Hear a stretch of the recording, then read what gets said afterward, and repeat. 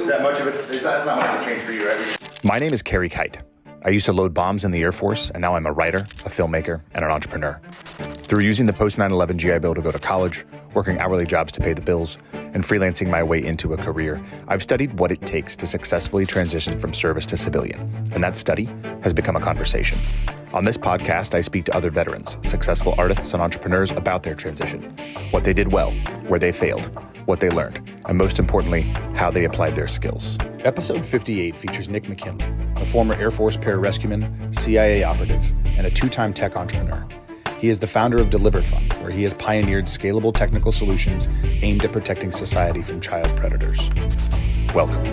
This is Veteran Made. All right.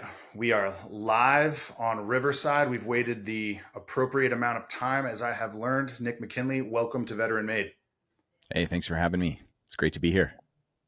Absolutely. It's my pleasure. I'm very excited for this episode. I'm gonna break one of my rules, my big rule, which is this is not a podcast where cool guys come on and tell cool guys stories, but I do want to dive in a little bit more kind of deeply and from the beginning with you and really get the entire story leading up to DeliverFund and the founding, and then the work that you've been doing, and then what you're going to be doing here into the future. So I would love for folks to get the background kind of as we go, and jump right into to where did you grow up? So I actually am an orphan. I was orphaned when I was like 18 months old, 24 months old, somewhere in there, and started life in Kansas, and then got taken to Wyoming by the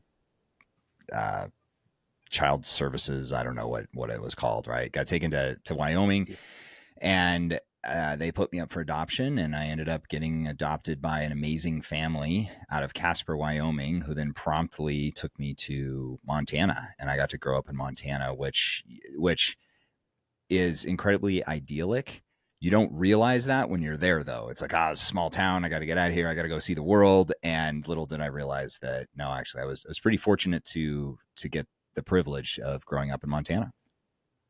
What was growing up like for you there? What kind of things did you do? Did you live the full on outdoors life as a kid? 100%. If you're in Montana, and especially, pre-internet, and you weren't into the outdoors, you weren't into everything from hunting, fishing, skiing. I was a rock climber in high school, just getting into all that stuff. If you weren't into that, you were going to be bored out of your mind. So spent most of my time outdoors, skipped way more school to go skiing than I should have. But yeah, it was, it's a good place to grow up for that reason, because it forces you to solve problems, because it's so rural. So if your Jeep breaks down on the side of the road, which had a 1976 Jeep CJ7 when I was in high school, as an example. So your Jeep breaks down on the side of the road somewhere between, Big Timber and Bozeman. It's you. That's who you have to rely on, because it's not like you can walk to the nearest gas station or something. I mean, you're hours away from anything by driving. So that was just kind of one of the cool things about growing up in Montana, was you learned a level of self-reliance. And not only did you learn it, it was expected of you by the grown-ups and the people within your peer group. So it's a good training ground. Yeah, absolutely. I grew up in San Diego, and we used to go north to Yosemite. We used to go to Big Bear. We used to go to Mammoth. We used to go to kind of all those places. And there was one thing that we were always kind of prepared and capable leaving the house when you're going to do those things. And obviously a ton of stuff at the beach as well. And there's civilization there in North County, San Diego. It's not like it's super remote, but I was struck when I moved to the Midwest, where it's a little bit flat. There's outer belts, and kind of like everything is just like there for you, that people, not in a bad way, just in a different way. People like aren't as prepared for the kind of potential pitfalls and just different things that you can experience in the mountains or on the coast, out in the water. And right. It was kind of an interesting thing about out West. Like, you kind of grow up capable, you grow up ready. Right. And there's a culture that not only encourages that, but expects that of you, which I think is also, uh, it's a real blessing when you get to grow up in that environment and you don't, but you just don't realize it. And so kids in rural America listening to this, you're luckier than you think. Absolutely. Absolutely. My wife and I were just talking about that a couple nights ago. We've been in fortunate situations that were unfortunate for other folks that we were kind of, capable and ready to help. And that's just something that we treat as that capability as a responsibility Mm-hmm. to kind of continue that discipline to make sure that the next time something like that should happen, that kind of we're the ones that are ready to go. Did you think about the military at all when you were in high school, or was it a Oh last minute yeah. decision? Oh no, it was the decision that I had made probably sometime in my sophomore year. I decided I was going in the military, and despite a lot of people trying to talk me out of it, and I think that's mainly because they didn't understand what going into the military was going to bring to the table for me personally, and they just thought they were looking out for me. But it was something I always wanted to do. Originally, I thought I wanted to be in law enforcement, and there was probably some cop shows in the in the early 90s that influenced that, and then it turned into well, you remember when the movie Navy SEALs came out with Charlie Sheen? I mean, you can't not watch that as a young high school kid in the 90s and go, I want to do that. And I Yeah. actually originally thought I wanted to be a SEAL until I found out about the Air Force pararescue teams, and then just that was what I wanted to do, because I wanted to be a SEAL corpsman, but the Navy couldn't guarantee me that I would get a position as a corpsman were I to make it into the SEAL teams. They're kind of were just telling me that you're going to do what they tell you to do, and if you're going to be a machine gunner, then that's what you're going to be. And so, because the pararescue teams could guarantee that obviously I was going to get all this medical training, could guarantee me combat dive, guarantee me Halo school, it was the route that I chose. And this was pre 9/11. I mean, when did you graduate from high school? Graduated in 96. So it was technically peacetime, but a lot of people don't realize that the military was still engaged in Operation Northern Watch, Operation Southern Watch, Operation Olive Branch, Desert Fox. I mean, the first time I saw the combat, and we'll define that as like receiving incoming enemy rounds, was in 1998, late 1998.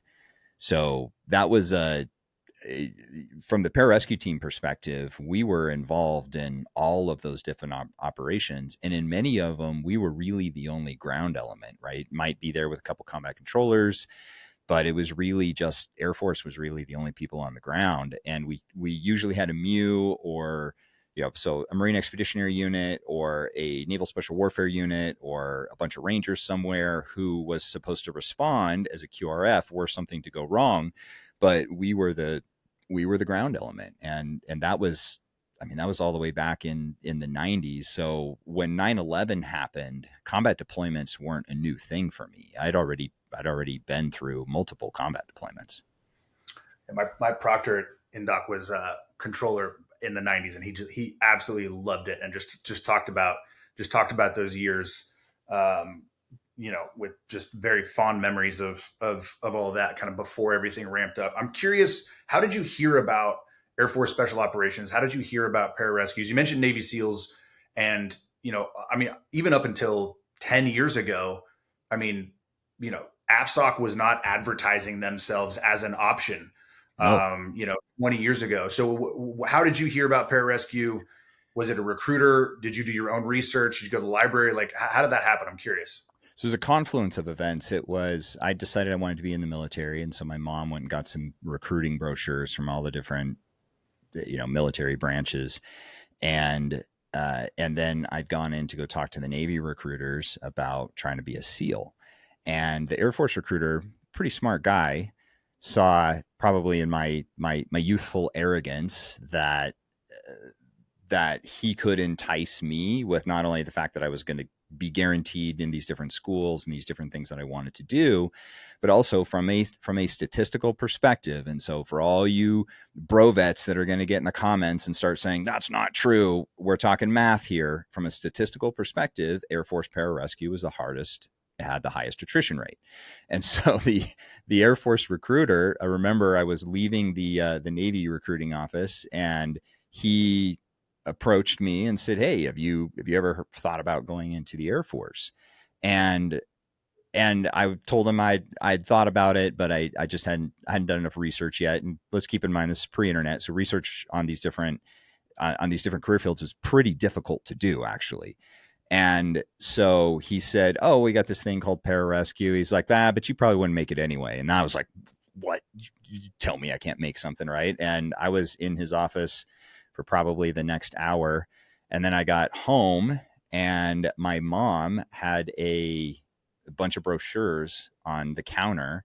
And one of them was the Air Force pararescue brochure. I'll never forget. It had Mike Maltz on the cover of it. He later became my supervisor before he died.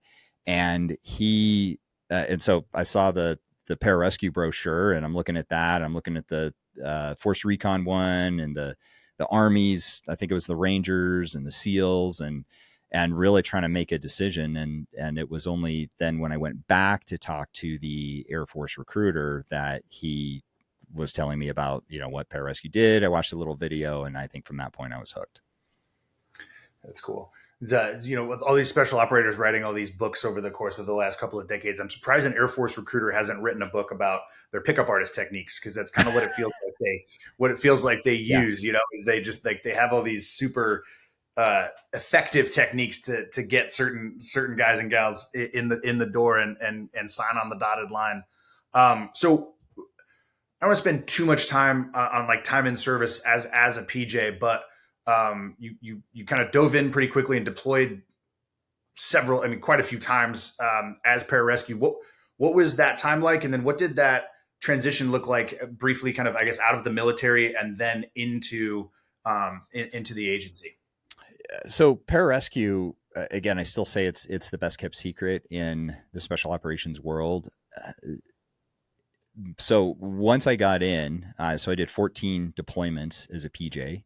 And that's just because I was a young single guy, and I wanted to be in the mix. I wanted to be overseas doing my job.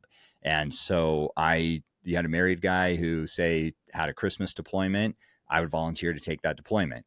Not because I'm some great guy. I just saw that as an opportunity to get back into the mix. And so I would just constantly deploy as much as I possibly could.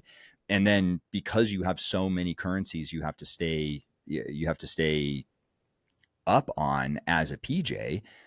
You're constantly in a training cycle when you're home. So I was always taking advantage of those training cycles as well, and getting into all of the different training that I could get myself into. And as I started doing that and learning more, I was actually deployed right after September 11th. There's a group of people who went into the northern Iraq area, and there was a bunch. It was kind of the first of the joint task force environments, right? I mean, you really couldn't figure out who was what, and there were some agency folks who were there, and I didn't actually know how that worked at the time, but I know now that they were actually some JSOC dudes who had been detailed over to the agency, who then were detailed back to JSOC. So, standard government operation, but we all thought, oh, well, these are some agency guys. And the stuff they were doing was pretty hairy, super small teams running out, sometimes by themselves, sometimes with as many as like 4 or 6 people. They were going out, doing ops almost every day. And one of the things that I was a little frustrated by, and I understand why now that I'm a little older and I like to think slightly more mature, but I was frustrated when I was in the military with the amount of just sitting around waiting for something to happen. And I was a little bit jealous of these agency guys who were out every single day doing real world operations. And I wanted a piece of that. And that's kind of what made me start thinking about pursuing that route. Were there any Air Force dudes at the time there, or was it like, did you, what was the interaction like, or was it you kind of watching from afar or watching closely removed, and were you able to interact with any of those dudes and ask some questions and kind of like get get in there and understand a little bit better, or was it still kind of uh, mystified for you, and then you're like, all right, how am I going to pursue that? It was pretty murky. I mean, great guys. They were, they tried to mentor us along a little bit, but maybe some of those guys were Air Force guys. Maybe they weren't. I don't know. All I know is they were JSOC detailees. So they could have been from the 2-4, you know, green, blue, you know, pick a unit. I have no idea, but they were really good. Very, very competent. It was very clear they were good at what it is that they did.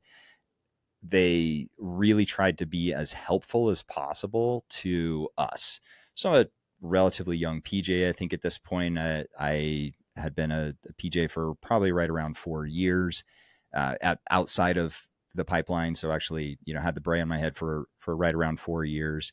So very, very young, very inexperienced. And they really spent their time trying to make us successful in our operations, which is something I'll never forget, because those guys were the top of the stack. I mean, they were kind of the best the country had to offer. And then here they were taking their time to help me and some of my teammates be better with our jobs, just in little things like, hey, you might want to think about carrying your gear a little bit different. You might want to think about, you know, snapping that rifle on target slightly differently. I mean, they were really invested in trying to make us successful and trying to make us the best warriors that they could. And I just thought that was pretty cool. Now, what they were doing, I still to this day have no idea. All I know is they were out every single day, and we did a couple of real world operations while I was on that deployment, but it was far from something every day. It was more like maybe 1 or 2 a month. And that was really the thing that caught my interest in pursuing that. As you look back on that now, do you think you were attracted to not just the mission and like the elite execution on their end, but then that kind of elite application, that kind of elite communication that very few people probably could be able to kind of pull off both of those things? Or was it just the action at that point that you were like, yep, I want to go do that kind of work? I would like to tell you that it was some like broader philosophical epiphany that I had, but that would just be a lie. It was just the fact that they were doing things every day. It was the action piece. I wanted to go participate in that. And the thing about also pararescue is that if you're going to work as a PJ, something has gone wrong. That's the whole reason you exist. And a lot of what they were doing, I assume, and I learned this as I got to the agency, a lot of what they were doing was probably keeping us out of fights. So you could actually say that probably part of the reason why that deployment was more boring than I wanted it to be was because they were good at their job. And I think the thing a lot of people don't understand is that the military is a action arm that is really only goes to work when the intelligence community has failed at their job.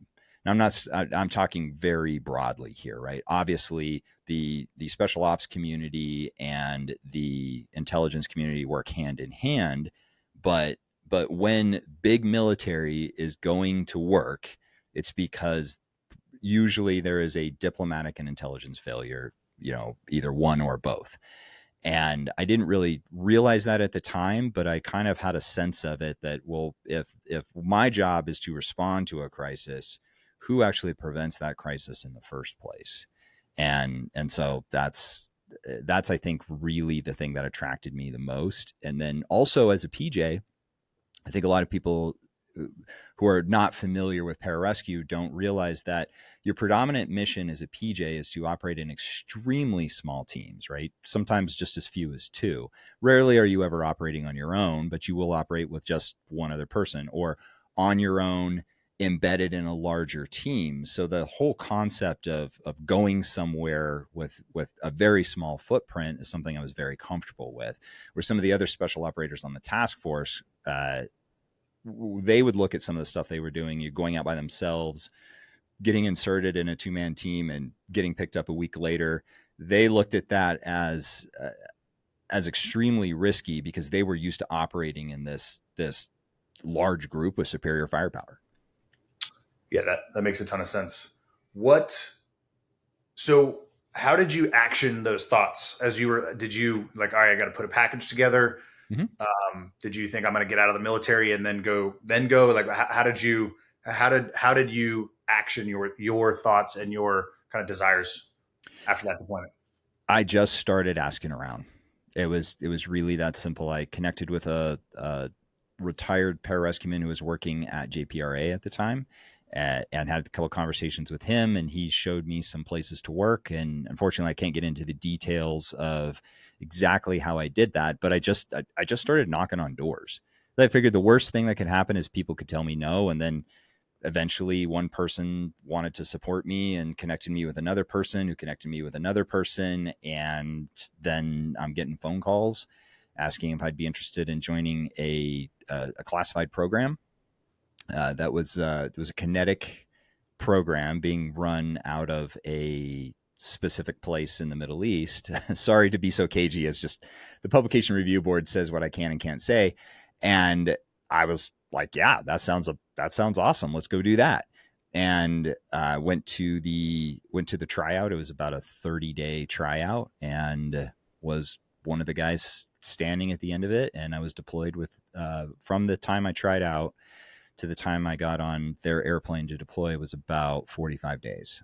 So they moved pretty quick. But the requirement when I started at the agency was for the unit and the thing that I started in, you had to have a minimum of 6 years of special ops experience.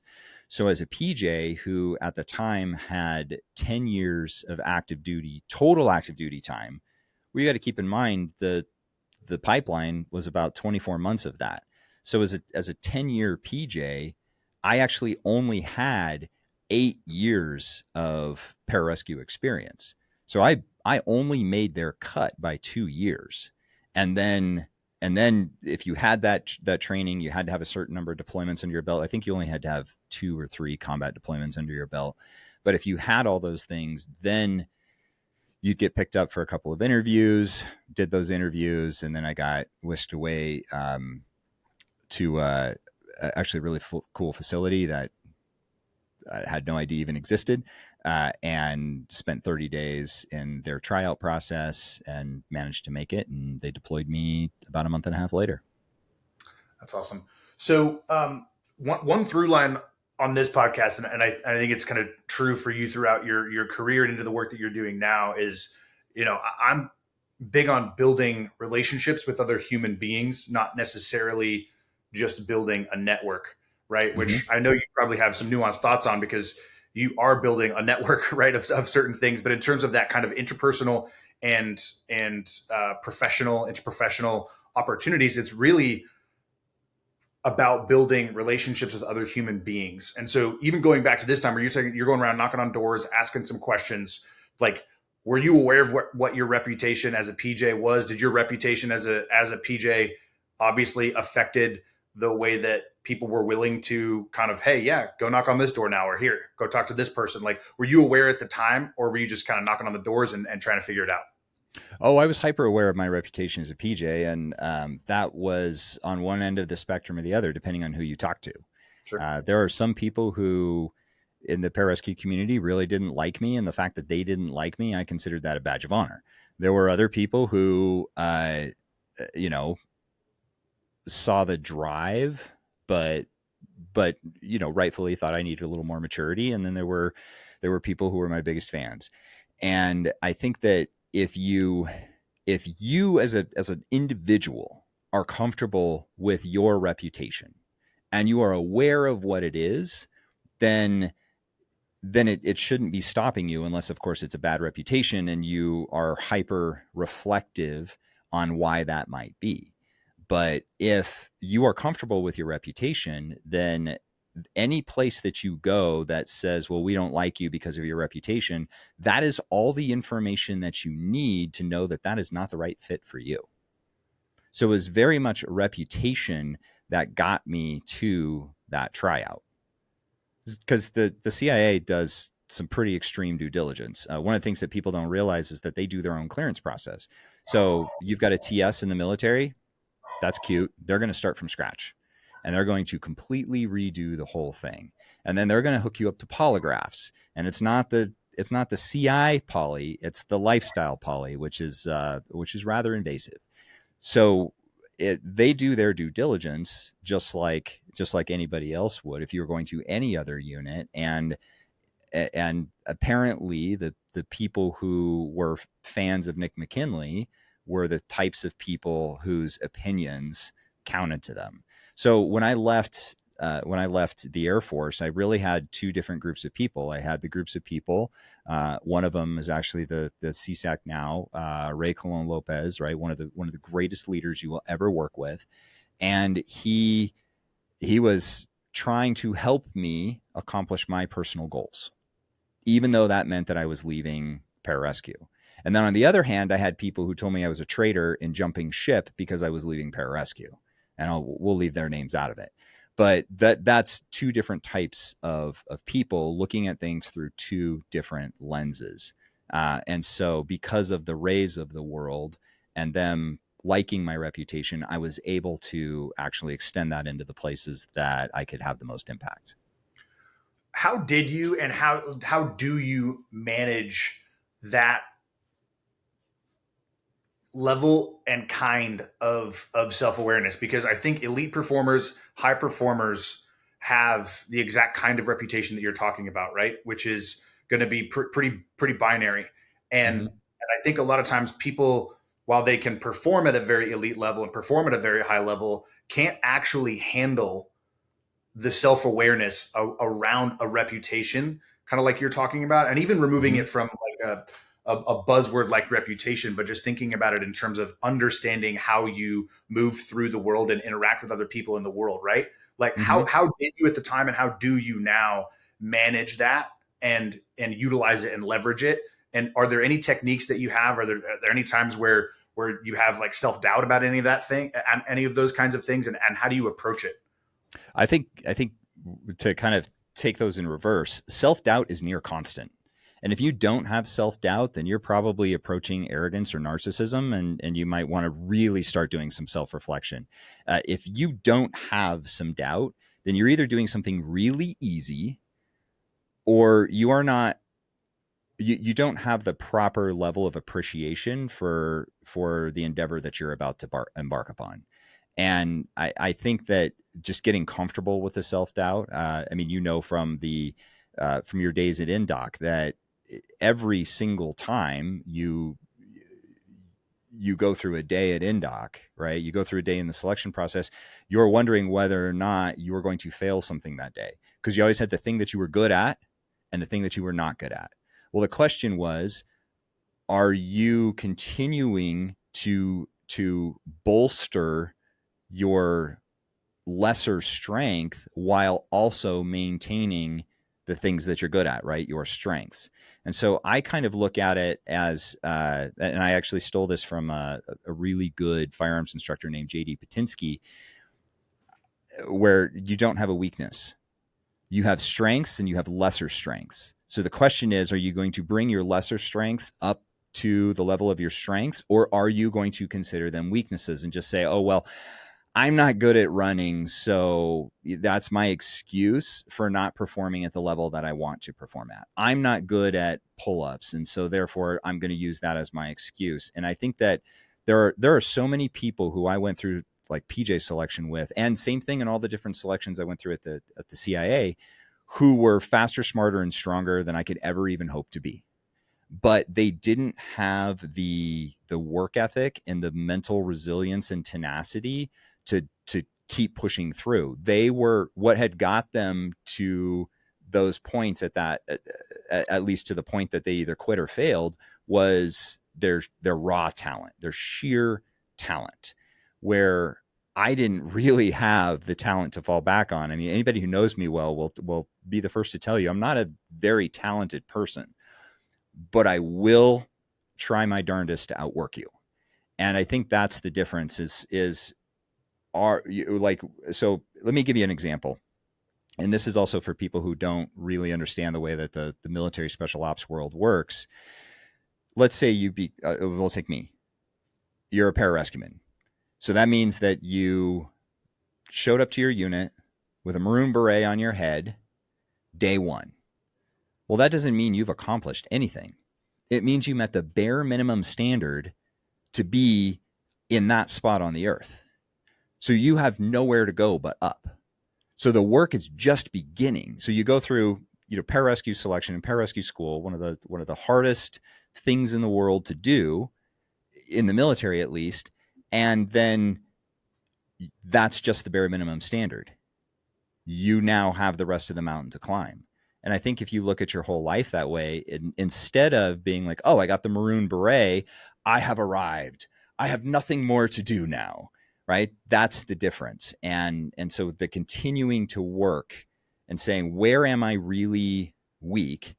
And if you're surrounding yourself with the right people, they'll show you, because you'll go on the run with a guy that I used to work with, Dirty Mike, if you're listening, and he will just crush me.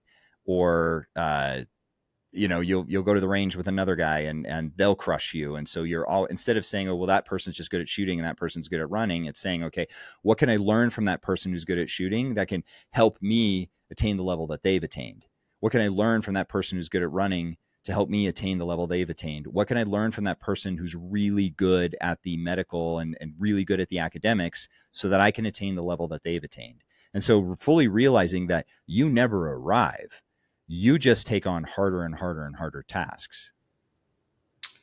Yeah, I love that. Chuck Noll, old defensive coordinator for the Pittsburgh Steelers, used to say that always. You always say "never arrive" was kind of like his mantra, and it's like if you have that mindset, and this is true for guys and gals transitioning out, right? Like when you're transitioning out of the military and you want to get into a different field, do not surround yourself with other people who did what you did. Surround yourself with other people who are really, really good already at the thing that you want to do, so that you can go apprentice under them and work with them and understand what it's going to take to get to where you want to be, rather than defaulting to, oh, I went through selection. Oh, I got a green beret or a maroon beret or a scarlet beret or whatever it was, and deployed a couple of times, or I did this, and be like, then I can do this other thing. It's like, well, no, go study, go find out what it is that they're doing. Go find out what it is that the things that you're not good at, that you're going to need to get good at in order to do that thing that you want to transition into. Or you'll find out like, hey, I don't actually want to put in any of that work to get good at those things. So maybe I should adjust what it is that I'm thinking about doing and approaching. And that's okay. Like we don't need every single person to climb to the top of Everest. We don't need every single person to create reusable rockets that go into space. I mean, there's room for everybody. But just make a conscious choice about what it is that you want, and then design your life around that. So personally, I look at it as every 5 years, I should reinvent myself every 5 years. So if somebody who knew me 5 years before had not seen me or talked to me sees me 5 years later, they would hardly recognize me as a professional. Hopefully, I would be a better version of the same person, but as a professional, they would hardly recognize me because I had transitioned and reinvented myself into the next step.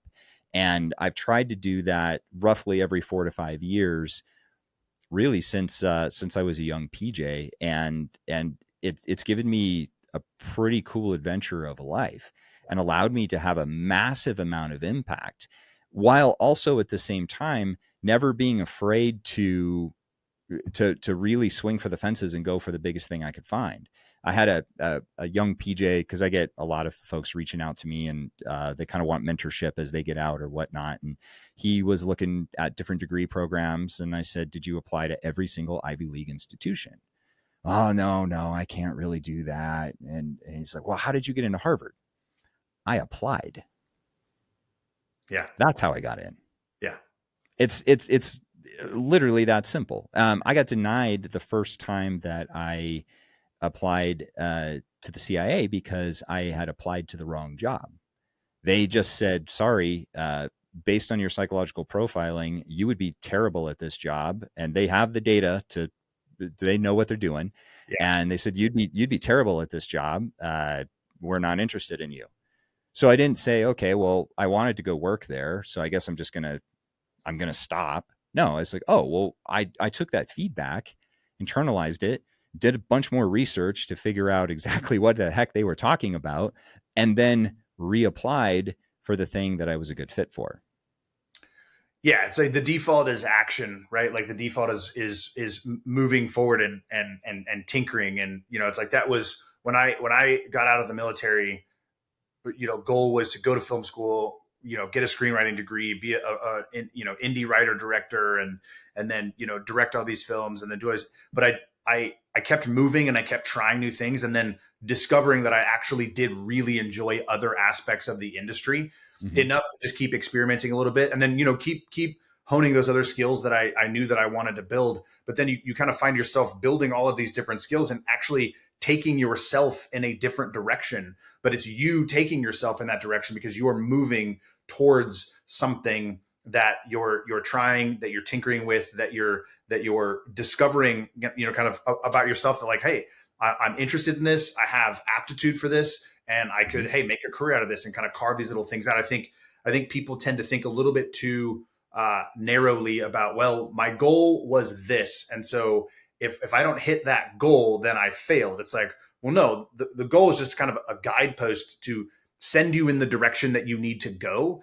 And I think we idolize goals a little too much by making them the end all be all instead of making them what they are, which is just another opportunity to keep moving.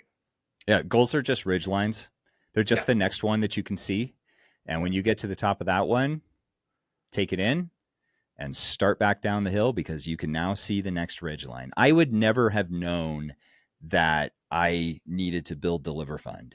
And we've just released some technology on September 1st on this app that I never would in a million years would I've imagined I would build the first counter human trafficking application to put into the hands of everybody.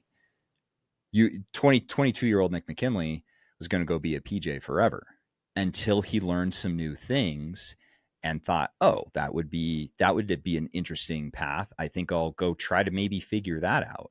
Can I do it as a PJ? No, can't really do it as a PJ. So, okay, I'm going to have to leave pararescue. Am I okay with that? Yes. And then move to the next thing. And then when I was at the CIA, it's like, oh, someone's got to do something about this human trafficking problem. Well, who's doing something? I can't get in detail about everything that I did to try to find out what's going on in the government, but I talked to everything from high-ranking political officials and cabinet members all the way down to street-level law enforcement officers and academics at universities trying to figure out what was happening on the human trafficking problem. And then once I felt like I had a good handle on it, read probably 30 books on the issue, I started to crystallize about, oh, this is actually where I can make an impact with my skills and network. I'm going to go do that. But if you even look at what we do at DeliverFund in the fight against human trafficking, what we were doing 10 years ago, or what we set out to do 10 years ago, and what we do today are completely different things, because we have learned, we've iterated, we've pivoted, we have figured out how to do things better, faster, and cheaper. And that's ultimately, I think, what leads to success. And I've got a plan for that goes all the way out to 2030. And I know what the next 4 books I'm going to write are. Right. So it's thinking really long term, but not getting married to those outcomes. Not saying, and this is where I get a lot of military people who transition out of the military. They get really focused on the numbers on a check. And there's kind of 2 things that I believe you should never chase, right? At least for men, and that's money and women. If you pursue goals, those other things come. If you look at, I think Elon Musk, and I know it's cliche to talk about him, but I do think that he's the best example that we have in our generation. He never set out to be extremely wealthy.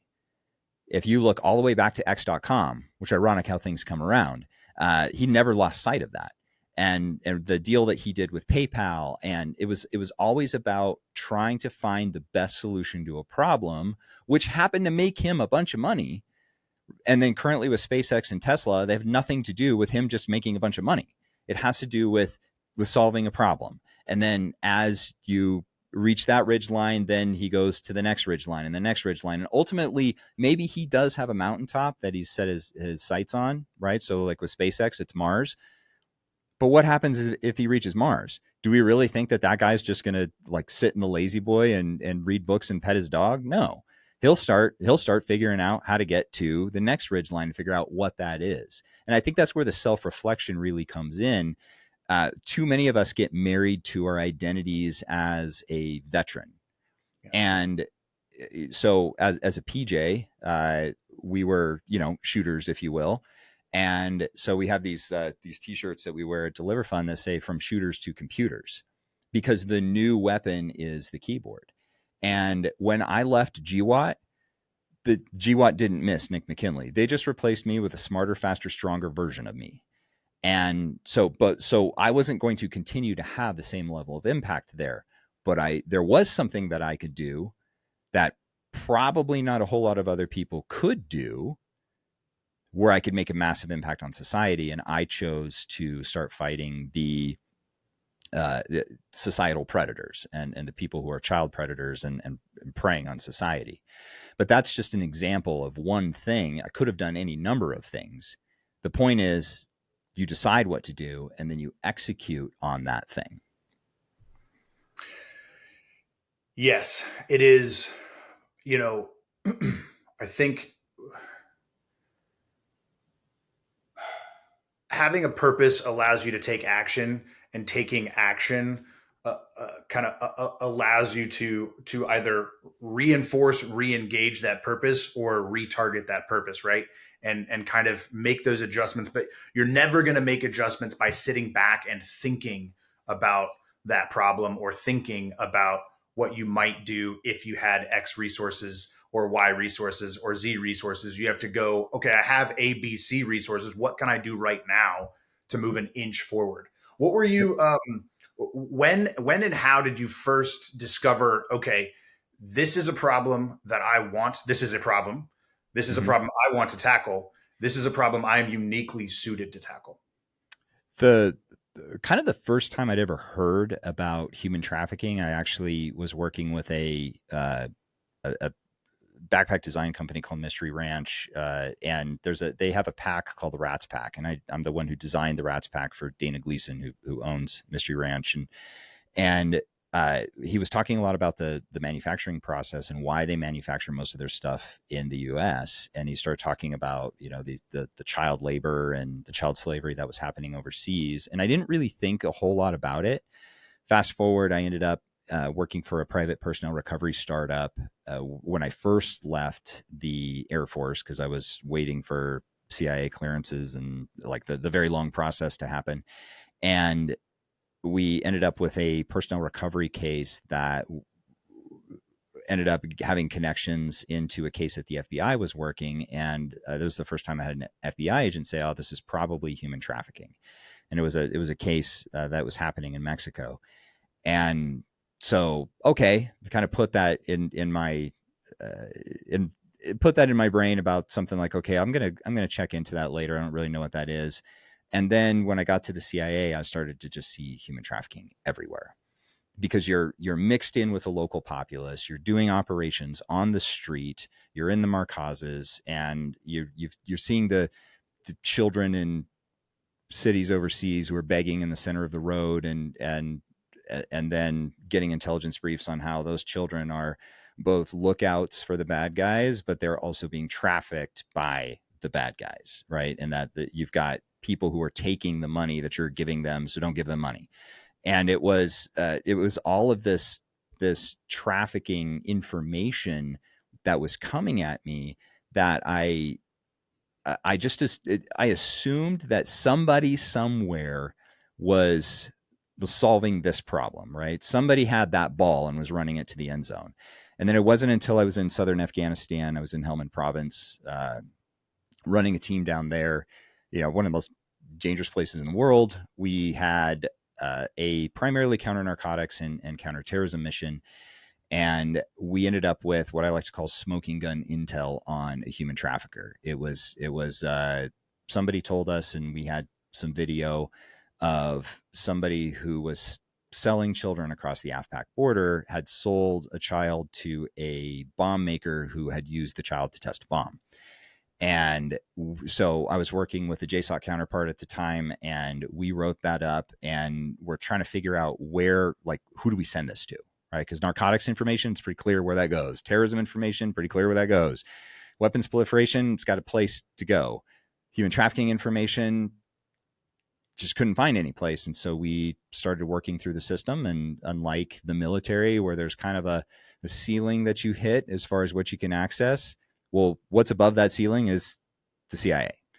At CIA NSA level access, right? So there's nothing that you couldn't access. And I bounced all over the intelligence community, law enforcement, military, trying to find where it was we would put this information. And ultimately, it was kind of all for naught.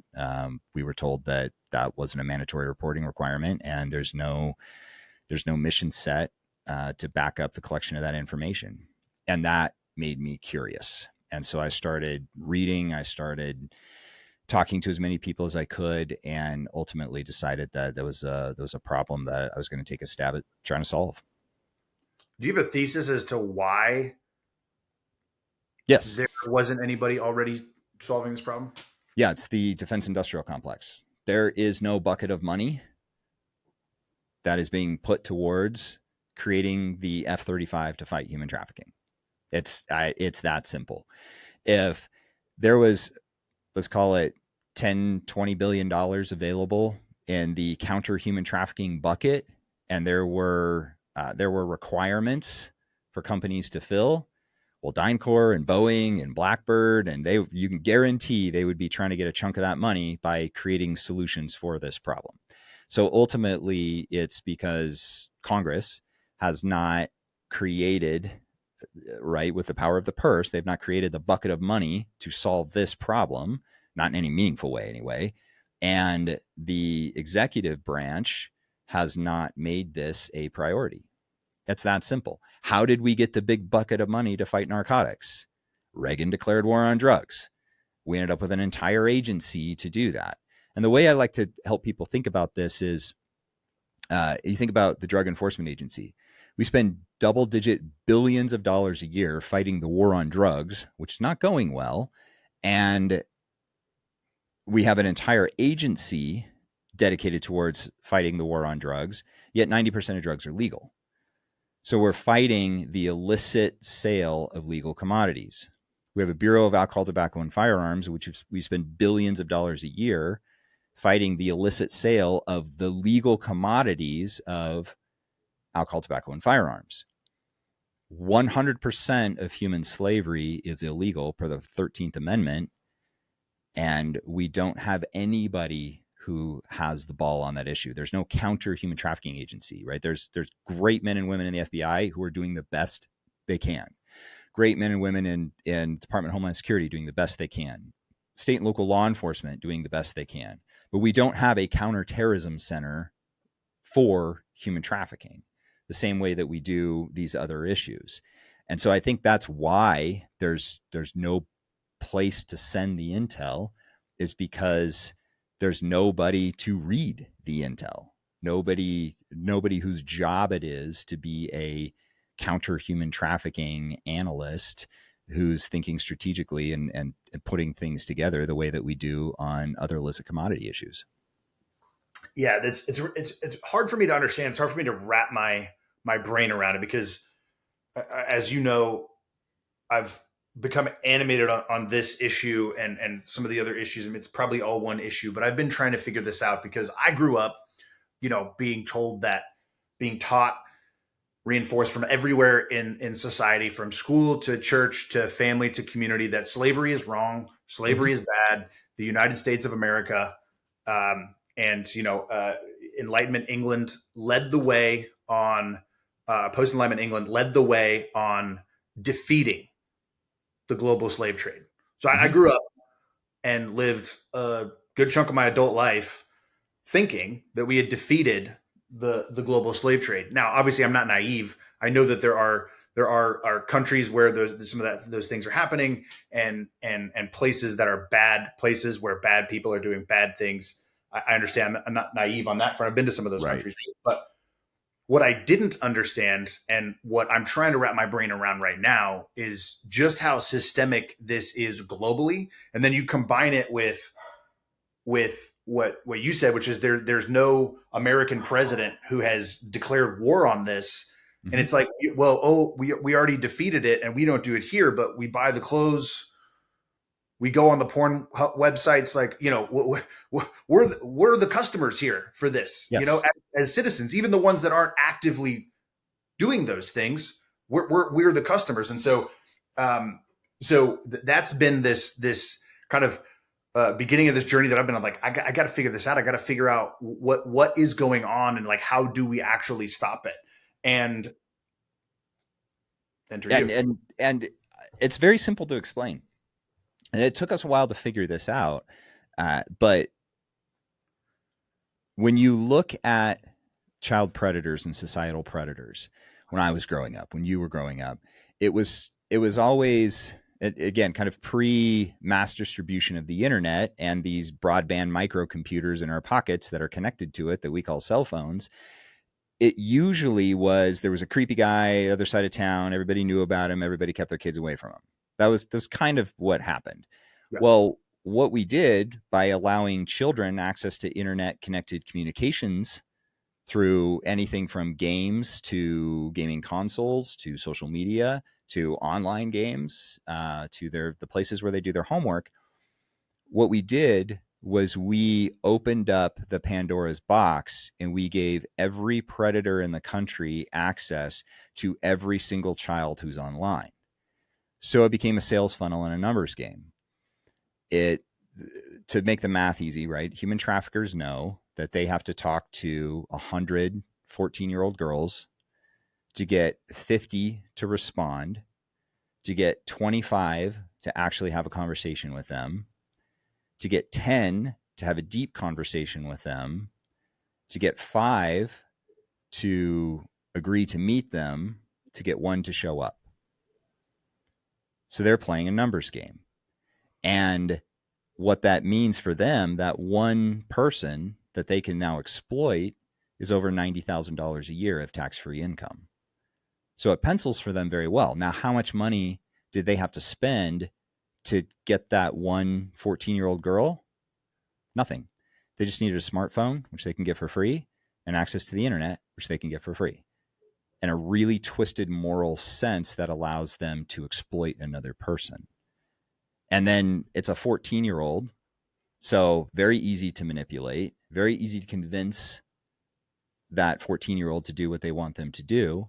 And now they've caused changes in that 14-year-old's brain, where now that 14-year-old, into being 15, into being 16, into being 22, will do whatever that trafficker tells them to do. In fact, they will actually come back and start participating in the business as of what traffickers will call a bottom. So it's an online issue. The National Center for Missing and Exploited Children found that in a 5-year period, they had an 846% increase in suspected child trafficking cases. Well, the big question is why?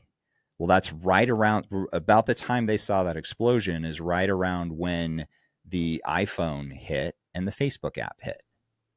So we know why it happened. The question is, what do we do about it? And I get asked a lot by especially former soft guys who want to come work for DeliverFund, and they want to go kick a door and rescue a child. And no, like, if the only people who can do that legally are law enforcement with badges and guns. And if you don't have a badge and a gun in the authority of the state, you cannot do that legally. You're actually committing felonies. But what we can do is make sure that all 18,000 of those law enforcement jurisdictions across the United States all have access to the same data, to make it easy for law enforcement to find those societal predators. And now what we're doing is we've been working with industry for the last year, trying to help banks and Airbnb and all of these different entities actually clean traffickers off of their platforms. And now we've released an app that allows your everyday parent to check the people in their network who have access to their child for potential connections to human trafficking activity. Or the 17-year-old girl who met somebody online and gets their phone number can plug it into our app and see if there's a potential connection to human trafficking activity. So that from a thesis and strategy standpoint, I want you to imagine a forest with a clearing just outside the forest. And if we take a really bright light and we shine it into the forest, well, we'll get some light and we'll expose some things in the forest, but then all the trees cause shadows. And the trees are society. And so the bad guys can hide in those shadows. So what we are doing from a strategy perspective by releasing this app is we're giving everybody in the forest a flashlight. So now everybody, I do mean everybody, can help us find who the human traffickers and the child predators are. All right, so I want to get into that and how it all works and what you've been doing, but I don't want to skip too far ahead. I want to jump a little bit back. So what was the initial vision for DeliverFund, and what were the first steps that you took when you saw this problem and you said, I'm going to tackle it? The initial vision was this is a terrible problem. Somebody's got to do something about it. I think I've got a group of people who could help me out. I'm going to go recruit them and I'm going to figure out how to fund it. And we're going to find solutions to this problem. It was that simple. We didn't know what the solutions were. Nobody knew what the solutions were outside of the law enforcement side of it. But outside of that, nobody knew what the solutions were. So we knew that we had to go actually learn. We had to get involved in human trafficking cases on the street to figure out what it is that we needed to do in order to start solving this problem at scale. I knew there would be a technology solution. I just didn't know what that technology solution would look like or what it would be. How did you know that? And how did you know to identify those initial team members? You said, these are the people I need. I don't know what the solution is going to be, but I know it's going to be in this general direction. How did you know that?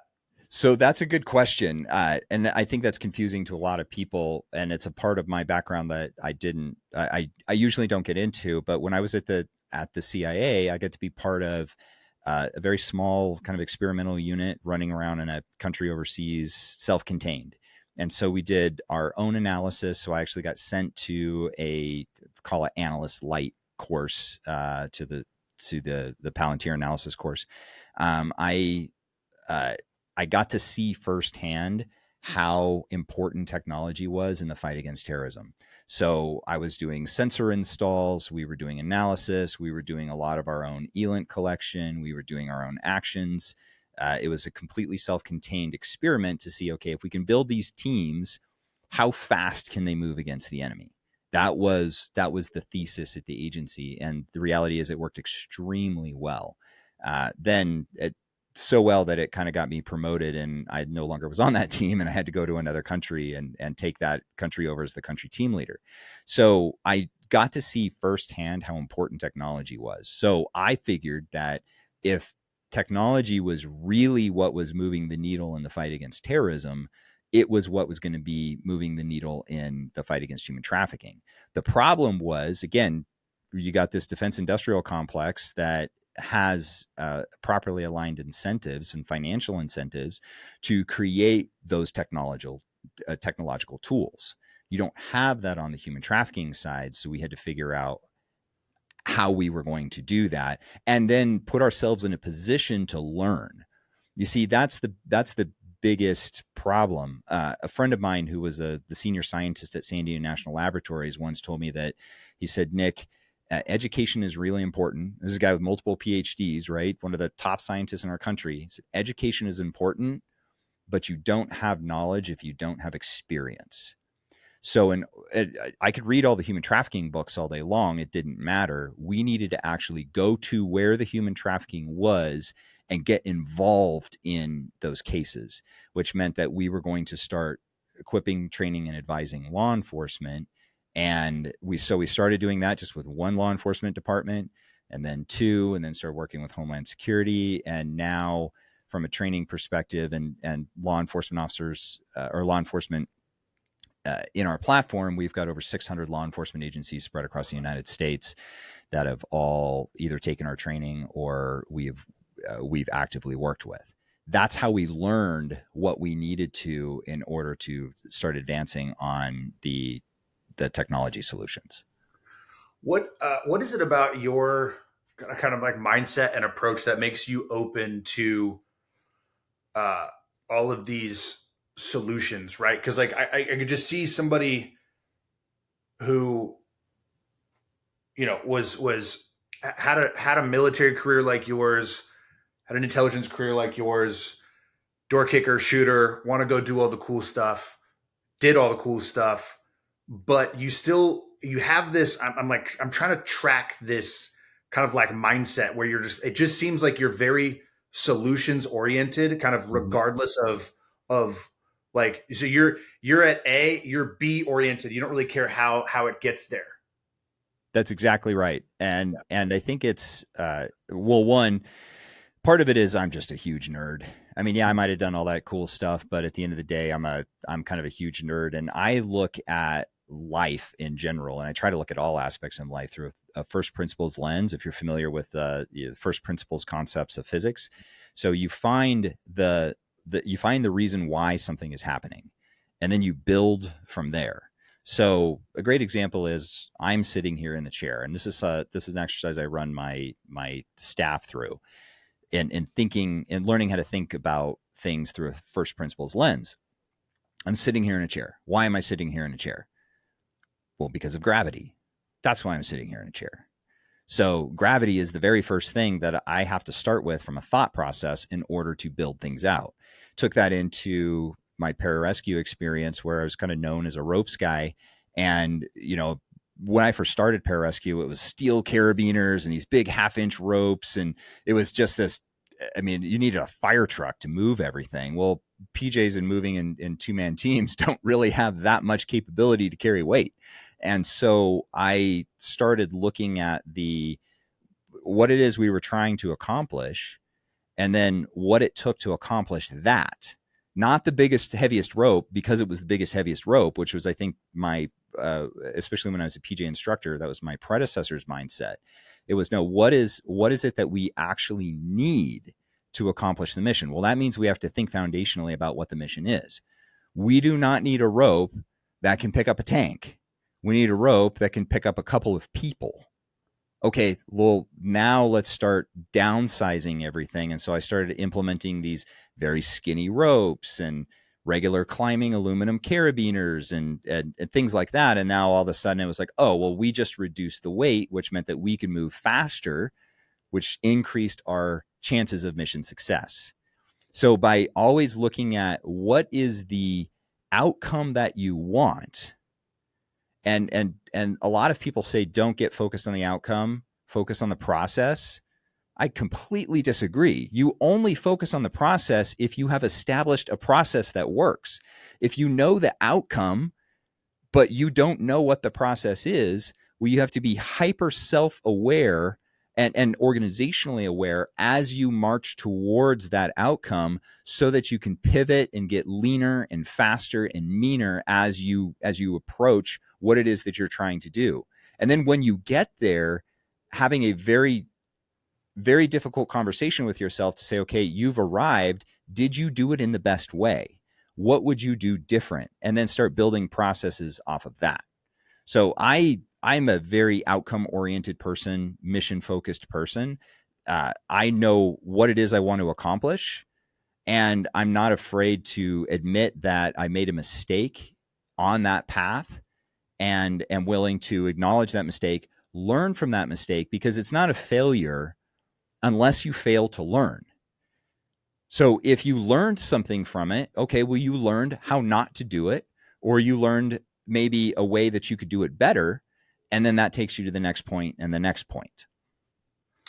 Yeah. I mean, when you're doing an after action correctly, you're just observing the things that happened during the course of the process. And if the goal was achieved, that's great. And then you're just looking at ways that you either can, should, or don't need to adjust. But the lens through which you're looking is not, it's critical of the things it needs to be critical of and not critical of the things that it doesn't need to be critical of. So you don't need to, it doesn't need to be personal. Like, oh man, I really screwed that up. Like I'm an idiot. It's like, well, no, I could have done that element better or faster or more efficiently. So how do I action that next time to iterate on it to see if I can actually do that better, faster, or more efficiently? Right. Which is why execution is so important. Why you can get analysis paralysis and never actually learn any of those lessons because you never ever did anything. I had again, young vet reach out to me, said, I've taken all these classes. I've done all these things. Which classes do you think I should take next? And I was like, why are you continuing to take classes? You've got this thing you want to do. Go do that. Well, I don't think I need to know everything that I need in order to execute on that. And which my reply was, I promise you, you do not know everything that you need to know in order to execute on that. That's why you need to go start executing, is so that you can learn those lessons and you can actually learn what it is that you're going to need to accomplish your goal. Because if your goal is big enough and you're truly doing something that nobody's done before, or you're doing something in a way that nobody's done before, there isn't a well-established path. Nobody wrote the book on that. You are in the process of writing that book. Yeah. So how did you start to build these solutions out? Like what was the first step? What were the first couple of things that you did and how did you optimize? I would like to tell you that there was a very wise process that I followed, but the reality was I had no money. I was funding the whole thing out of what was left of a retirement account. I was really nebulous on what the plan was. I knew the outcomes we wanted to achieve, but had no idea how we were going to get there. And so I just started going to different people that I knew and saying, hey, here's what I think needs to happen. Do you want to join me? And it was really that simple. I couldn't compensate anybody. It was all about the mission. And one of the first people I approached, actually the first person I approached, is my co-founder, Sean Fenema. And I had a mentor of mine once tell me that every maverick, of which I am definitely one, needs a mechanic. And Sean is the mechanic. Without him, the jet never would have even taken form, much less actually got off the ground. And so I approached him and said, hey, here's what I need. Will you take over some of this IT stuff and, some of this administration pieces so I can go out and figure out how I'm going to connect to different people and what's going to happen. And keep in mind, I was still at the agency at the time. So that's very hard to connect with the people that you need to when you're not able to be honest with them about why you've been out of the country for the last 6 months. So I just started asking people, got a lot of no's, didn't take it personally. People weren't saying no because they thought I was a terrible human. They were saying no because it wasn't the best fit for them. Okay, well, that was not a failure. That was just somebody to cross off the list and go to the next person. And I just continually started figuring out who had the skills, who had the networks that I needed in order to get to the next step. Because I think if you're truly building something unique and solving a big enough problem, you have no idea what step 3 is. You have a fuzzy view of what step 2 is when you're on step 1. And the only way that you're ever going to refine step 2 and actually figure out what step 3 is to actually try to execute on step 2. Right. So I hate to be overly simplistic about it to people, but it's really that easy. Are there things I could have done to prepare better? Absolutely. I mean, knowing what I know now, I would have done things completely different. And what has taken us 10 years would have only taken us 2. But the only reason that I know that is because I started executing and started making mistakes. You have those 10 years of experience to tell you that if you had those 10 years of experience, you could have done it in 2, which you just spin yourself in circles, getting mad about that. So where do I take this here? So, what were the first few? So what, I guess, yeah, what was step two? What were the first few successes where it really started to come into place? Like, oh, okay, this is what we're building. This is how we're going to gather the intelligence. This is how we're going to supply law enforcement with the intelligence. When did it start to fall into place of like, okay, we're clicking here. We've got a system. We've got some momentum. So it started when it was myself and a former G Squadron, so Delta G Squadron operator, and my co-founder, and it was really just us. So Sean, and I had talked to somebody in ministry who gave me $5,000, which to me was huge, absolutely huge. I'm like, oh my gosh, I got a $5,000 budget. This is amazing. And I, through a friend of a friend, former law enforcement SWAT officer, put me in touch with a narcotics officer who put me in touch with the person in the city who was supposed to be doing human trafficking. So I meet up with him. And at this point, we had no idea what the counterintelligence threat looked like from traffickers. So we were playing things by the book from the counterintelligence perspective. And so I go on a car ride with him. I explain the whole thing. And I mean, I think he thought I was crazy. It's just, he was just so under-resourced. He had no other options. And I think he just was like, fine, I'll take this guy. But he's like, I don't want anything to do with you. I'm going to give you a burner number. We actually arranged dead drops of thumb drives for information under a bench. Well, that led to the biggest case of his career. I got him promoted. And then he was like, oh, well, this actually works. Let's do that again. And then he started introducing me to other law enforcement officers who started introducing to other law enforcement officers who started asking for training. And then we started bringing law enforcement officers in for training. And so I was our first analyst. I was our first trainer. I kind of like did all of the pieces. And I think that's really important when you're building something, because if you're always going to need a team, the solopreneur does not exist. You're always going to need a team of some sort. And I do believe a fundamental premise of leadership is that you should not ask somebody to do something you yourself are not willing and capable of doing. So I did all of those different pieces. I mean, I even learned some to code a little bit. And as we started working with the law enforcement officers, they're like, oh, they see me doing all these different pieces. That started to develop my reputation with them, which meant that they felt comfortable introducing me to their friends in different jurisdictions who are also doing this. And then we started to kind of see, okay, we know now how to work with law enforcement. We still have no idea what that looks like on the tech side, but we at least now know how to work with law enforcement. So I started hiring analysts. At that point, we kind of figured out kind of how to raise some money. We still didn't really have much, but I started hiring some analysts, started putting analysts into those roles to free me up to go, because now we're at step 2, right? So step 1, we started an organization. Step 2, we figured out how to get in the fight and actually be effective with law enforcement. Okay, well now step 3, I've got to go figure what step 3 even is. So I hired people to take over step 2. I taught them how to do it. They started running with it. And then it was, okay, well, now what? Now, how do we start thinking about scale? So I started reaching out to technology companies that had already dabbled in this a little bit and started working with them, started kind of trying to get them to build their products up to where they needed to be. But the reality is they just couldn't keep up with how fast we were moving. So then I figured that, well, I now need to start creating our own tech stack, which we did. But we now actually need to start building our own technologies, and then started hiring engineers, and then the thing just started to catch fire. So, I mean, what principles were you using? I mean, what tech were you using to provide this intelligence at step 2, for these first few case studies that were going well? We got really good at Google dorking.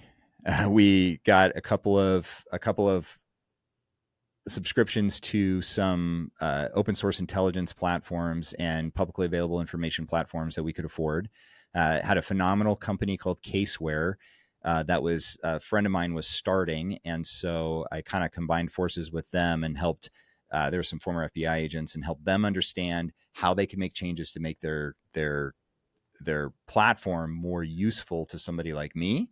Yeah. And then actually started buying that. I actually, the first dollar they ever made is hanging on their wall with my signature on it. Right. And so just started figuring out who was doing what and started trying things. Actually got in bed with IBM for a little while. They were a great partner for a short period of time, but we outgrew their platform using Analyst Notebook, and just kept moving until we figured out how to start learning the lessons that we needed to learn to start building technology. So when when you look at the fight against human trafficking, because we've already talked about how it's primarily online when we talk about westernized countries, and specifically the United States, that meant that it was going to be a big data play. So I had to start figuring out how to harvest data, because I knew that we were going to need the data in order to inform the technologies that we were going to build. So it was just, again, always with an eye on the prize, but knowing that, okay, well, if we're going there, I don't know what the technology platform looks like, but I know that the technology platform is going to need some data behind it, because technology without data is worthless. So let's start executing on figuring out that problem. Yeah. So you were basically doing like long division. You're doing it longhand. Yes. You were doing it the long way, because that's what you had available. And by putting those pieces together, that's how you would be able to understand how to systematize that, do it at scale, and make it more efficient. But it required you to really get in and do all of that. Yeah, it's not analog because it was digital, but it's kind of like you almost did it like the analog way in order to be able to do it the more digital way.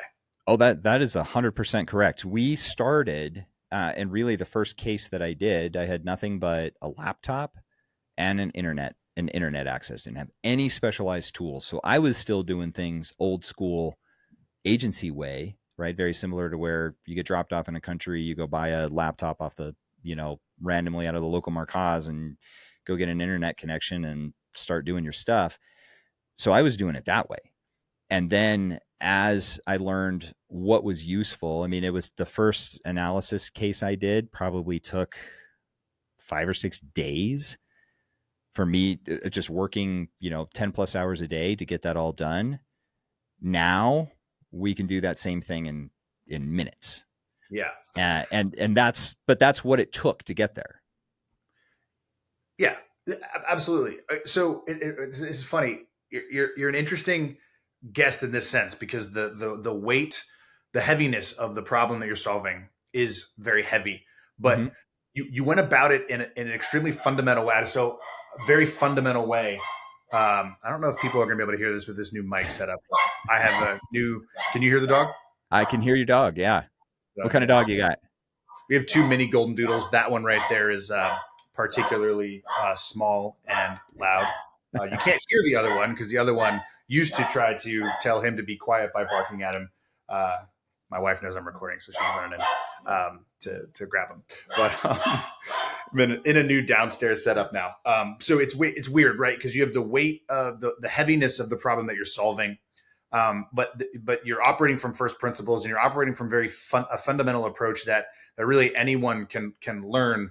If you're doing this to fight what you're fighting, some transitioning veteran can do this to whatever venture it is that they want to do, right? So I don't want to dismiss either party here. I don't want to dismiss the weight of what you're doing, nor do I want to dismiss somebody else's dream that isn't as heavy of a cultural or societal weight, right?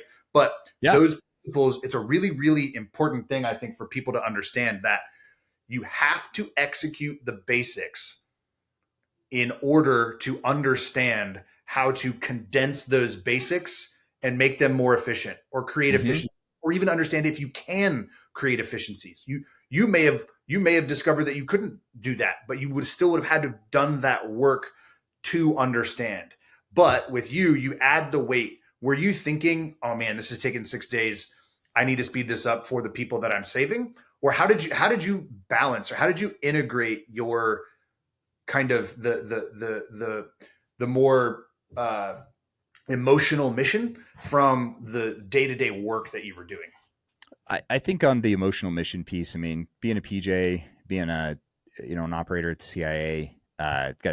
When I left the CIA, I was leaving after my 30th combat deployment. So I've gotten pretty good at that compartmentalization piece. For the soft vets, especially listening to this, you're not as good as you think. It will eventually catch up with you. So you do need to get in front of it. But I in dealing with such a heavy topic, I very much understand that tears do not help victims of child predatory behavior or anybody who's been preyed upon by a societal predator. Tears don't help them. Cold calculating strategy does. On the battlefield, if you've got somebody with bullet holes in them, I don't care if it's your best friend, feeling sorry for them is not going to help them. Putting tourniquets on them is what's going to help them, right? Plugging those holes is what's going to help them. And so I find a lot of hope in actually doing the things that are leading to solutions. So while that was on a one-on-one basis, if you will, when I was a PJ and kind of a many-on-one basis when I was at the CIA, it's now going to a level of scale that makes me very hopeful. And the reason why is because the whole purpose of us working with law enforcement is in the way that we did and still do. I mean, I've got 2 analysts right now that are actually on active law enforcement operations somewhere here in the United States, helping them with some very large human trafficking cases. So we still do that work, but I get hopeful because I know that it's all just steps towards learning what we need to do so that we're not just helping one victim, we're helping them all. We're not just going after one predator, we're going after them all. We're not just empowering one person, we're empowering them all. And so I tend to think in these, like, how can we help as many people as possible, as fast as possible? And I think by looking at it through that lens, too many of us get married to who we are by the things that we do. I'm a door kicker, therefore I always need to be a door kicker because that's my identity. Well, no. Why are you a door kicker? Well, you're a door kicker because you're trying to solve a problem or somebody's trying to solve a problem and you're the tool that they're using to solve the problem. You're not a door kicker, you're a shooter, but you're actually not even a shooter. You're a professional problem solver because you solve problems in real time, right? That's the mentality. It's like, okay, well, if I'm going to be a good shooter, that actually means that I need to be a good problem solver who has skills. So I'm going to go focus on the skill of problem solving as well as those kinetic skills. So if I'm going to solve this human trafficking problem or I'm going to make a big impact on it, I need to have some skills. I mean, I even went back to grad school to learn skills, but I also need to get really immersed in the basics of that problem. And this is something you find from the JSOC community a lot. And I know you've interviewed a number of those guys. I got the fortune of being embedded with a B squadron somewhere overseas. And one of the B squadron sergeant majors who was running us, we were on the range almost every day. And they were making me a better shooter because even though I was an agency guy and I was pretty darn good, I was not up to their level. And he said, Nick, what makes us better than most is the fact that we focus on having absolute brilliance in the basics. And that is just a really fancy way of saying that they're thinking through the first principles and they're applying those and getting really good at those so that they don't have to think about them anymore as they advance towards solving these problems. So when it took me multiple days to do my first analysis case, well, the next one only took a day. And then the next thing you know, we're knocking it down to mere hours. And then we're teaching law enforcement to do the same thing. Okay, now we have all the signal we need to know that that works. We'll iterate and refine, but what we're doing works, time to go to the next step and not just get stuck there and trying to make it perfect. Yeah, that's exactly right. I mean, it's back to what you were thinking, what you were saying about being outcome driven, right? Like that, when you're outcome driven, the tactics are simply the tools at your disposal to use in order to achieve that goal or to achieve that outcome, right? So like, I had a totally not even it's relevant, but entirely different. I am currently engaged in an interpersonal conflict with somebody. I need something. I know what the outcome is that I need, and I know that the communications I'm having with that person, but it's driving me crazy. It's making me very angry each time I have to communicate with that person to get this thing that I want. And this thing that I want is very important to me. I have to remind myself the outcome is getting that thing that I need.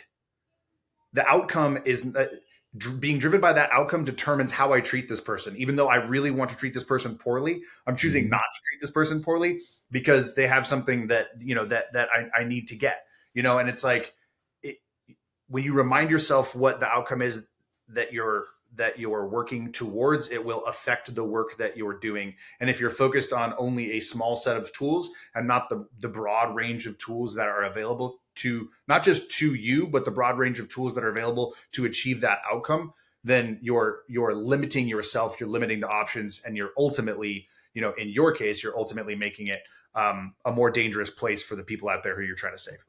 And I think you also have to have a level of humility to understand that whatever you launch, I don't care how much time and effort and research you put into it, it is at best 40%. It is at best 40% from the moment you launch it. And understand that and be okay with it. And know that, okay, well, no, military says no plan survives first contact with the enemy. Well, nothing in business, no business plan survives first contact with the customer. So as long as you are hyper self-aware and organizationally aware, and you are listening to your customers and you are listening to the feedback you get, and you're not taking it personally, you're learning to implement what matters and get rid of the stuff that doesn't, that will just accelerate your growth. And I wasn't always good at that. I'll tell you, there was a time when I was a young PJ that I let the bridges I burned light my way into the future. That was pretty stupid of me to do that. And so, we all mature and get better, and we don't get focused on the things that we did wrong in the past. We focus on where we're going and what we can do right in the future, and then not getting upset about the things that we can't control. You can't control this person who's causing you problems, so you go with it. And it's the same thing for military transitioning in the civilian world. I hear so many military veterans who get so frustrated with the civilian way of thinking and the civilian way of doing things. And I'm like, bro, you're in their world, not the other way around. If they were coming in the military acting the way that they were, you'd have a right to be frustrated. But you're going into their world. You're going into their company. You need to assimilate with their culture and figure out how to drive improvements from within, not by just complaining about the fact that things aren't the way that you want them to be. Be like water. Any relevant anecdotes around starting to get funding that would be helpful for people to hear about? Yes. Consider a 99% failure rate really, really good success. Just understand that you are going to have to talk to, unless you came from the right family or you've got the right networks by some, magical set of circumstances. If that's not you, and assume it's not, assume that you're going to have to get 99 no's to get one yes. And that's actually something that I encourage people to do, is as they go out, give it your best effort, but try to get 100 no's. And only after you've gotten 100 no's do you have a right to say this isn't going to work. Well, what they'll find is that by trying to get 100 no's, one, it does two things. Psychologically, it primes you for success because you're not concerned about defeat. So if you get a no, that's what you were expecting, learn from it and move on and go to the next one. But what you find is that on your way to 100 no's, you actually get to the point where you're never going to get 100 no's, because finally people start telling you yes, and you start learning what works. And then you actually start getting money and revenue coming in. And then you're not even trying to get 100 no's anymore. You're hiring people and telling them, go out and try to get 100 no's. Yeah. Yeah. And why did you choose to make this a nonprofit? Because there's nobody to pay for what we were doing back then is number one. Number two, now that we're actually, we're still donor supported. So anybody listening to this, like if this resonates with you, pitch in, help out. We need the help. So does everybody. And it's not with us, other organizations like the National Center for Missing and Exploited Children, but do something. There are some people who can give $5,000 a month. Some people can only give $5 a month. Doesn't matter. Just do what you can. But that is what funded the freedom for the cases that we've worked where those victims have been rescued. That is what funded the 100% conviction rate that we have on the cases we've been involved in that have gone to court. Most of them go to a plea deal.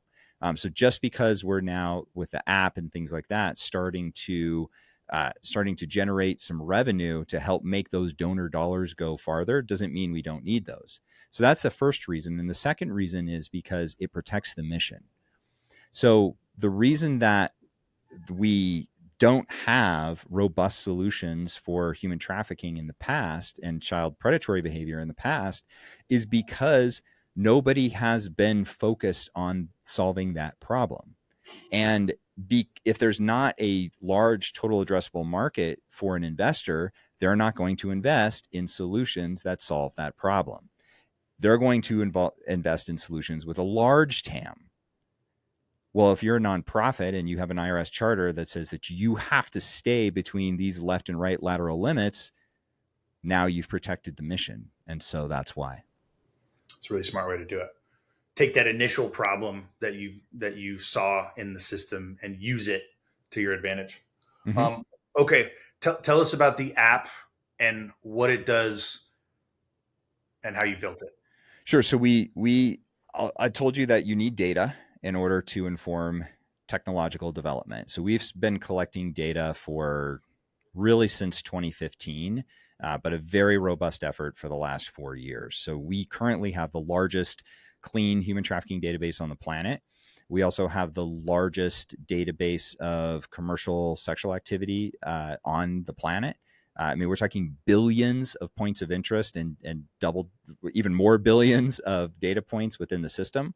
Traditionally, we've only made that data available to law enforcement. Now we're making it available to everybody through the app. And so if you think about human trafficking as that sales funnel that we talked about earlier, the one thing that human traffickers have to do is communicate with their customer just like any other business. They advertise their product, which is a human trafficking victim, online, but they don't give you a means of communication. Well, they can't ever do business. So we have been harvesting those means of communication for a long time, and we've put them all in one queryable database. So these are phone numbers and email addresses that have direct ties to commercial sex advertisements online. So if you have, say, a nanny applicant, and that nanny who's going to be around your kid, their phone number pops up positive in a commercial sex advertisement, you've got a potential problem. It doesn't mean that the nanny is a human trafficker. It just means that there is a connection, and it's worth you continuing to investigate. So that's what we're doing by putting this data in the hands of everybody, because the way that unknown child predators, right? There are child predators amongst us right now who are hurting children. There are traffickers around us who are hurting children and selling children. The way they get away with it is by hiding in the shadows, because there's not enough law enforcement officers. No amount of technology is going to solve the lack of law enforcement manpower. So there's not enough law enforcement officers to go out and arrest every human trafficker and every child predator. So if we put it into the hands of the parents, put it in the hands of the authority figures, well, then they can actually screen for potential human trafficking activity, and then they can take action. And that might be just clicking the report button and tagging that data for DeliverFund and law enforcement future use. That might be calling law enforcement. That might just be saying, hey, you can't be around our kid. Either way, the outcome is accomplished, which is preventing human trafficking. It's protecting that child. Yeah, democratizing the technologies that you've developed and deployed. So obviously it's legal. So for a parent like myself or my wife or Mm-hmm. whoever, we download the app, we have the app, we punch in the soccer coach's phone number, and it kicks back positive. Like you said, we have three options. There's a Mm-hmm. report button within the app. Yes. We can call law enforcement ourselves and say, hey, we use the DeliverFund app and got this. Here's like basically we're then supplying intel to them through the platform. Or the third one, anonymously, right? Yep. And then the other one is it's just obviously we can make our own decisions, right? It's an interesting, right.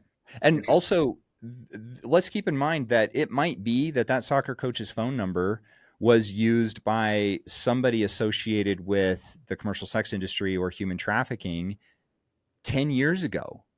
Yeah. Well, so you might also like run your own phone number. And if your phone number is associated with that activity is on the internet. We didn't put that out there. We just made it easy for people to search. So go change your phone number. Yeah. Yeah. What, yeah. So, I mean, what would somebody do in that scenario? Well, just change your phone number. You discover that, or what dangers are there in reporting something like this to law enforcement? And that is the thing that happened, right? It's the person isn't actually engaging in this activity. Well, like what happens then? So there's no danger at all. Basically, this is just a large neighborhood watch. If you see somebody carrying a TV out of your neighbor's house and you can't see who it is and you call law enforcement, that doesn't mean that person did anything wrong. That might be your neighbor. It might be the mover that they hired. All that does is allow law enforcement to go check it out. And your law enforcement officer says, "Hey, somebody saw you carrying a TV and called it in." They're like, "Oh yeah, these people are moving. I got hired by the moving company." You're like, "Okay, thanks." There's nothing. There's no detriment to that individual. All law enforcement is doing is saying, "Hey, we've got a tip. Let's go see if it's real." And anybody in law enforcement will tell you they get everything from people calling them saying that aliens landed in their backyard, all the way to I saw somebody murder somebody, right? And everything in between. So law enforcement's very used to it. And one of the biggest questions we always get is, what do I do if I suspect human trafficking? You call law enforcement the same way that you would if you suspected drug trafficking or weapons trafficking or somebody murdered somebody. You call law enforcement. You don't call DeliverFund. You don't call the FBI. You call your law enforcement in your local jurisdiction, because that's the first starting point for any criminal case. As you launch this app, what are the immediate kind of and midterm goals? You mentioned 2030 earlier. Like what are you hoping this accomplishes immediately? What are you hoping this accomplishes in the midterm? And do you have some thesis on what that next step 3 might be? The immediate hope is that the unknown child predators out there no longer have access to the kids that they were targeting. That's the immediate one. And that is not just people in their immediate, right, in a parent's immediate network. That's also the phone number that your child just got passed through the chat feature in Roblox, that you're trying to figure out whether or not you want them to be able to communicate with. My default would always be no, but should you choose to say yes, the minimum thing you want to do is run it through our app. And we have some other partners that are going to be coming out, integrating our data, and are going to be solving those types of problems as well. So that's near term. We want to protect our children. We want to protect society. Midterm is we really start to see a bunch of bright spots on the map on who the unknown societal predators are, so that we can get law enforcement to open investigations and action them. The kind of longer term is we can actually highlight for politicians what a problem this is, so we can drive some policy change, and you don't need the DeliverFunds of the world. That's ultimately what we want to do. So within the app itself, you will see features that there won't be any upcharges or anything like that. There will be new features and data streams on the future roadmap that march us towards those long-term goals. It's a really smart way to approach it. What's the app called? It's called HT Safeguard. So you can Google that, or you can just search that in the App Store. There will be a link to it in the show notes. And then you can also just search DeliverFund. That's DeliverFund. Fund, Fund, in the App Store, and you'll see the app there as well.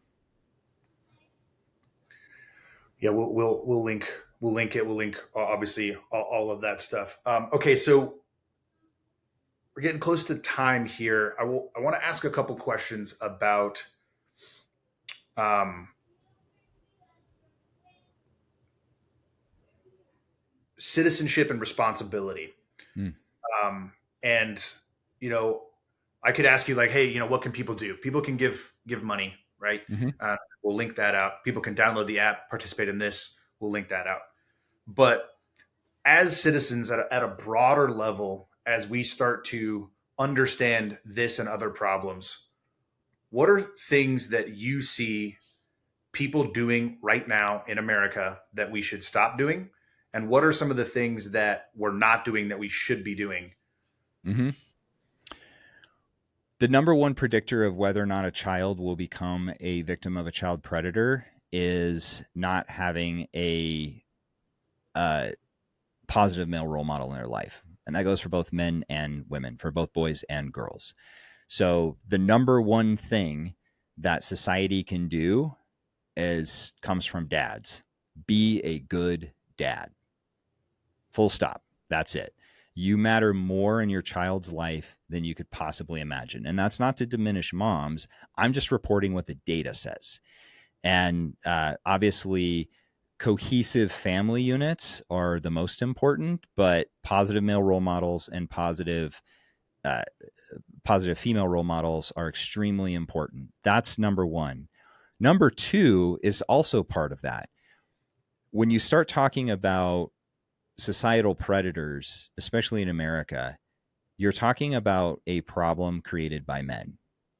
So men commoditizing women and girls is what creates this problem. And that is going to be very unpopular opinion in the veteran community, but it starts with pornography. All the like webcam stuff and all that. There's a lot of those folks who are human trafficking victims or will very quickly become human trafficking victims. And you're also programming your mind that person on the other side of the screen is a commodity. And you're just slowly advancing the ball down the field towards the commoditization, which is where you're actually purchasing them. If you are a man and you are, which let's face it, it's going to be primarily men, and you are actually engaging in the commercial sex industry, and you've done that more than twice, there is almost 100% chance that you have fed money into the pocket of a human trafficker. Like you are participating in human trafficking and child exploitation. So don't stick your head in the sand about that. People listening to this who are engaging in those types of activities. And that brings it all the way around to being a good dad. Dads and moms, but need to watch their behavior and train their sons to respect women for all their differences, right? To respect them and not to commoditize them. So the Snap-on poster in the garage, this is dating myself, right? That's not acceptable anymore, right? The crass comments about the Dallas Cowboy cheerleaders in front of your 10-year-old son, that's not acceptable anymore. And so and this is primarily speaking to men, and especially veterans, we need to hold each other to a higher standard, and we need to model for society what that standard looks like. That's what we can do as society that is more strategic, that will actually end this. Yeah, well said. I'm glad you went there. It is, yeah, we need to take responsibility for the actions, because it's something that gets thrown around all the time, right? Like, oh, take responsibility, especially in our community, right? It's like, right. Take responsibility, be capable, be ready, all of that stuff. And a lot of times we're only thinking about those sort of external facing behaviors, and we don't actually understand that those internal behaviors, first of all, are a little bit more external than we would like to believe and that we would like to hope. number one, but number two, what that does to you over time. And then you're one citizen, and then there's other dudes that are doing those things they're not supposed to be doing. That scales. Like, that's how a cultural shift happens. When we start to take responsibility for the things that we feed our minds, our bodies, and our souls, that's when we start to change the culture. We change it from kind of within individually at scale collectively. That's right. You've got to lead yourself first. Yeah. If you can't lead yourself in the way, in being the citizen that you want society to have, then how could you possibly lead anybody else? Yeah. Well, it's always funny, right? It's like you hear, we've both been around guys like this in the military where, you hear the way that they talk about whether it's a celebrity or whether it's, a female troop or whether it's a spouse or whether it's, somebody at the club off base, whatever it is. You hear the way they talk about those women, and then they would never talk about their daughter that way or their wife that way. And if you made a joke about somebody like that was even remotely close to them, there's a total double standard there. And that kind of tells you everything that you need. I went through that, right? I went through that when I was young. Like I thought that way. I did those. I was like, oh, wow. Okay. Now I understand. I understand that those behaviors, those internal behaviors had an effect on me and how I operated in the world, how I moved through the world. And they would affect my wife and daughter if I chose to continue those kinds of behaviors. That's right. Yeah. That's right. Yeah. So every woman is somebody's daughter or sister. Yeah. Yeah. All right. To wrap things up here with my kind of open-ended question that I've been asking to end each episode. Before I do that, where do you want to drive? I know we just talked about some links, but where do you want to drive traffic? Where are the top few places that you want to send people call to action here? You can find me on Twitter at the Nick McKinley. Instagram is at the.nick, and that's NIC.McKinley. And everything else, you can either find me on nicmckinley.com or DeliverFund.org. Right. Link all that out. And okay, so we've obviously covered a lot here, and we've talked about quite a bit of this already. But the question we've been ending with is what is on your heart and what is on your mind for our community right now? So whether that's a piece of advice, something that you just want to get off your chest, something you want to reiterate that we've already spoken about here, what is on your heart and what is on your mind? Two things. First of all, if you're listening to this and you feel lost, it's because you don't have a true north that you're focused on. You need to figure out what that true north is. And I don't mean like a mission to pursue like I'm doing with countering human trafficking or something like that. You've got to find a true north that usually is spiritual. For me, it's Christianity, but you've got to find that. And without that, you will continue to be lost. The second thing is we are called to be quiet professionals, not silent professionals. So if somebody is doing media, support them. If somebody is building a podcast like Veteran Made, support them, share their stuff, like their stuff, push that stuff out there. If they have a supplement line, buy their supplements. Like the veteran community needs to stop stabbing each other in the back. Because one of the things I've noticed over the last 10 years is there ain't no drama like bro-vet drama. And it's got to stop. Everybody needs to start working together. I don't care if that person was a dirtbag at your unit and you didn't like them and they were slow and not a good shooter. It doesn't matter anymore.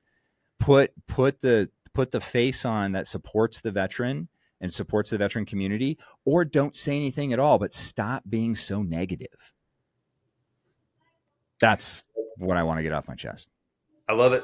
I love it. You're not the only one recently who said that, and I agree. And you have full-throated support from me on that front. And that is one of the missions of this endeavor with this podcast is to connect all of us in ways and over things that we may not have been focused on, and that we can course correct a little bit on some of that stuff, because we're all out there doing a lot of really cool things.